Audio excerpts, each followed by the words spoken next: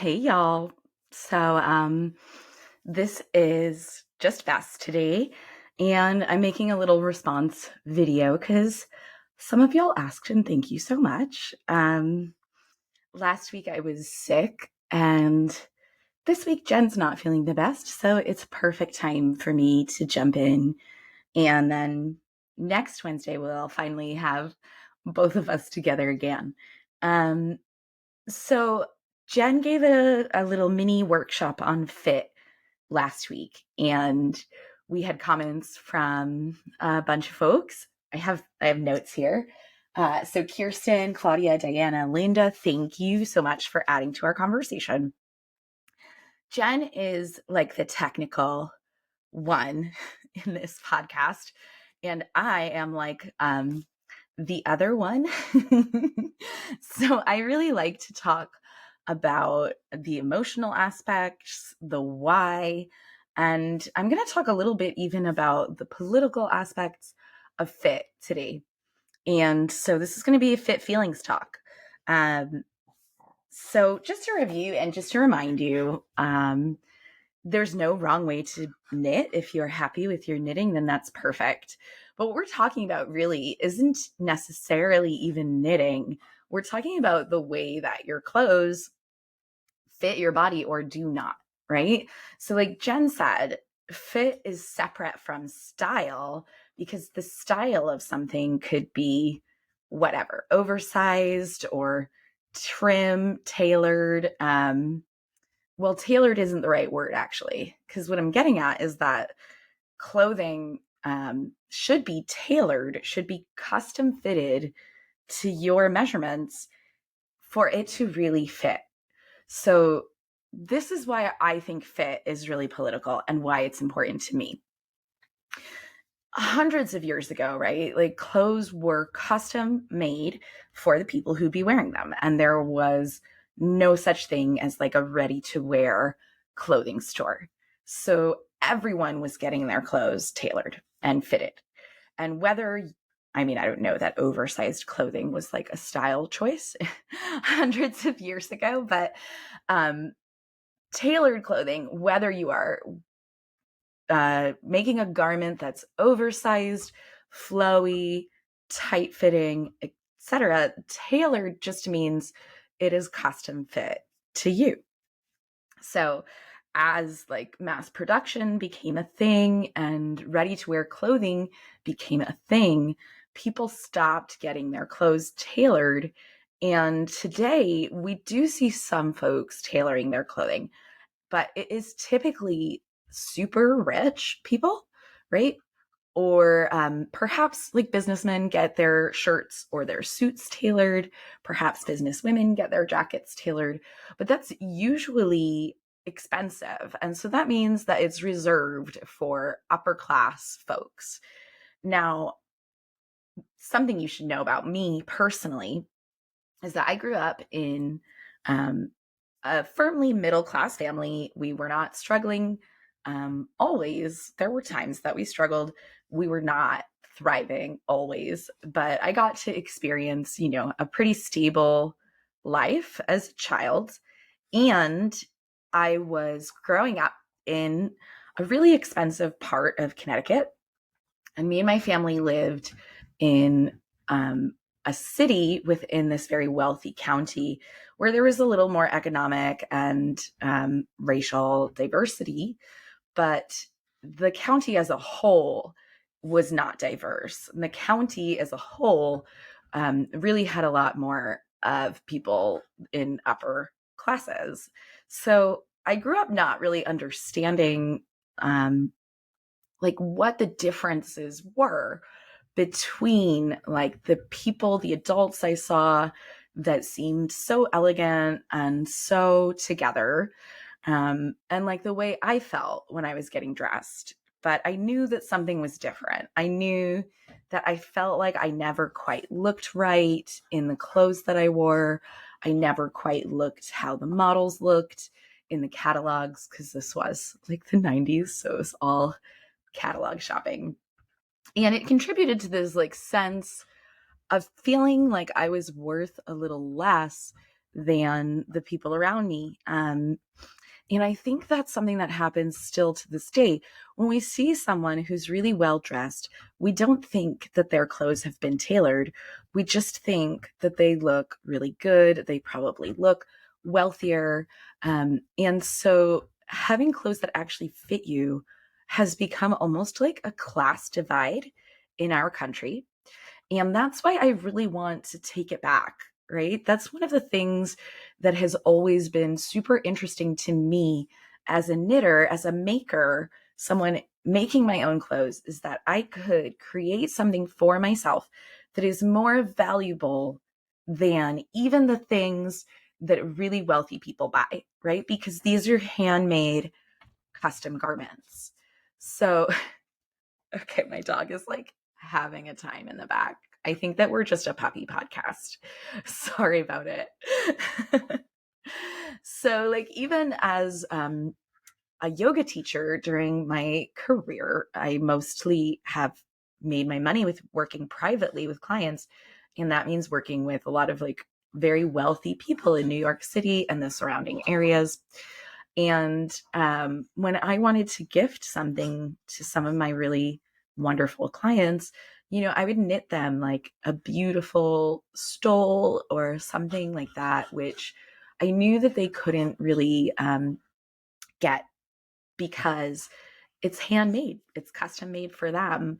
And the quality of the yarn that we're using when we knit, the quality of the construction is probably even better, right, than what somebody might pay a really crazy amount of money for from a high-end store or from a tailor, right? So there's a lot of power in making.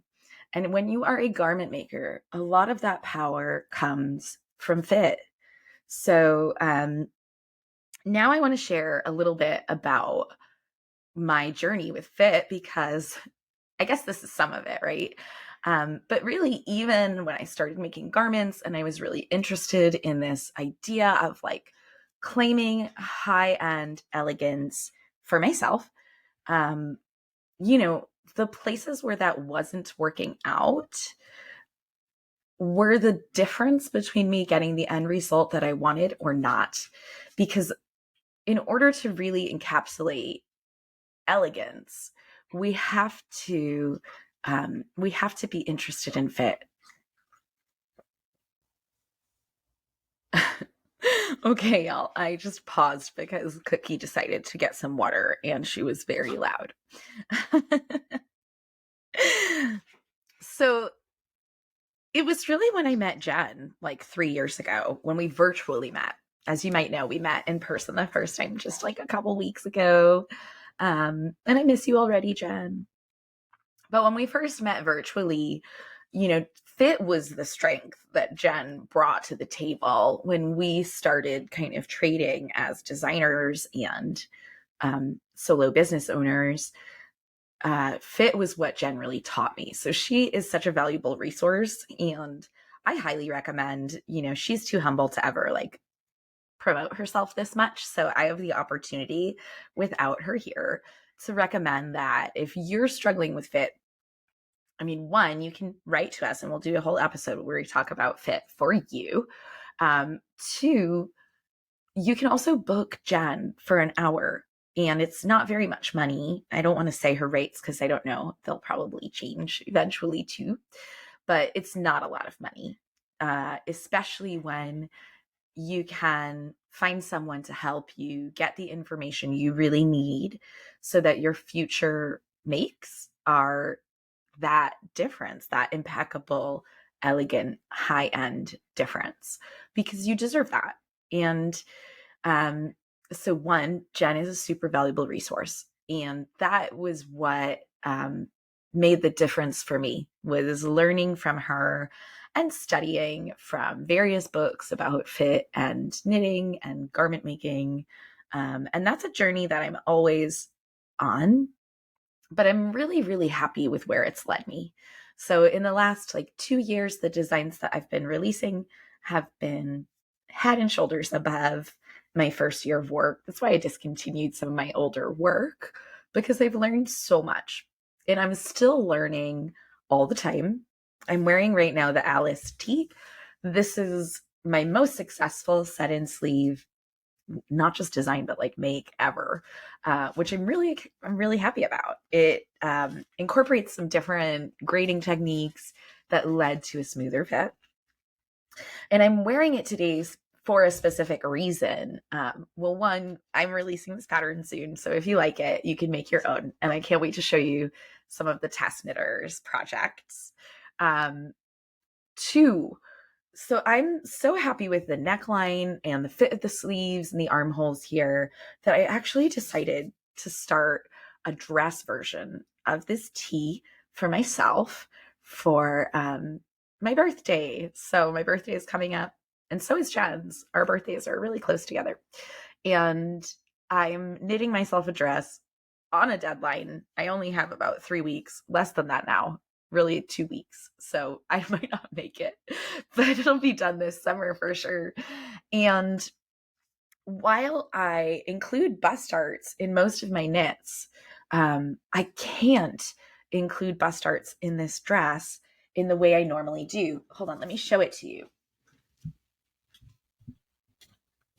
So this is a top-down design, top-down seamless set and sleeve. So I've just joined it. So pretty, right? This is Essence of Autumn. This is a silk, linen, and I think cotton blend. And because it's this gorgeous variegation, which I love, I do love variegated yarns, but as I've said, they're hard to knit with in a garment. So I'm using all three skeins at the same time, right? In order to keep the stripes and the color even throughout this whole dress. Now, what happens with a variegated yarn when we add horizontal bust darts, the rows here, the most common thing that we add is that you'll get like a weird lemon shape sometimes. And I think with this yarn, because it's quite variegated, it will be really noticeable.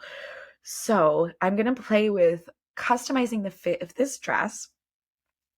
One, I'm going to customize some of the waist shaping and the hip shaping even more for myself, because it's my birthday dress. So it's going to be couture, right? And I'm going to add vertical bust darts in this.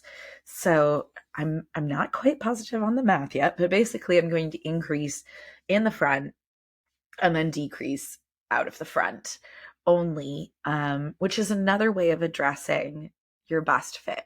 If you do have a pattern where you're not able to work horizontal darts, because you're using variegated yarn, or because your lace stitch pattern repeat is like way too big to add bust darts, something like that, then you can use vertical darts. So I'm going to update you more about that as I actually do it. And as we get there, I'll check in, and you can certainly ask me questions about how this dress is going. But, fit empowers us. And that's really what I wanted to say.